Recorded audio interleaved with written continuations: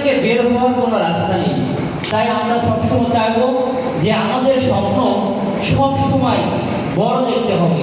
আমরা এখনো দেখি একটা এফে 10 লক্ষ টাকা বিজনেস করে, কিন্তু আমরা ইউনিট ম্যানেজার, ব্রাঞ্চ ম্যানেজাররা এই মুহূর্তে আমরা তাদের কাছে যেতে পারছি না। এটা কিন্তু আমাদের জন্য খুবই লজ্জাজনক। তাই এখান থেকে আমরা অনেকগুলো টিম শিখেছি, অনেকগুলো শিখছি, আরো শিখবো, কিন্তু প্রতিনিয়ত আমাদের যে ম্যানেজার লেভেলে আমরা সবাই কিন্তু আমরা কি ম্যানেজ করে চলতে পারি কিনা, আমরা কিন্তু অনেকেই ম্যানেজ করে চলতে পারি না। যেমন আপনার সংসার কিন্তু আপনি ম্যানেজ করে চলেন। আপনার ভাই যদি 5টা থাকে তার মধ্যে আপনি সবচেয়ে সফল ব্যক্তি। যদি আপনি বাড়িতে সঠিক সময় টাকা পাঠাইতে পারেন তাহলে আপনি সবচেয়ে সফল, তার বাবা মার কাছে সফল সন্তান।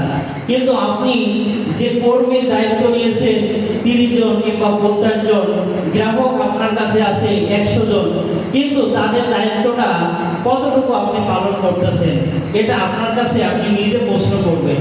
তাহলে দেখবেন আপনার সফলতা অনেক দূরে এগিয়ে যাবে।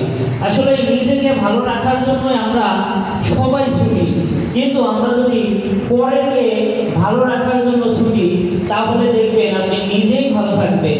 তাই এটাই আসলে কি আমরা সবাই চাই আমরা নিজে ভালো থাকি। আপনি প্রতিদিন একটা ভালো কাজ করেন, দেখবেন 30টা দিন 30টা ভালো কাজ হবে। এই ভালো কাজের সুবাদেই আপনি দেখবেন এই 30 দিন পরে আপনি কোনো একটা কিছু অর্জন করবেন। এই অর্জন আমরা 30 দিন পরে কিন্তু এটা সফলতা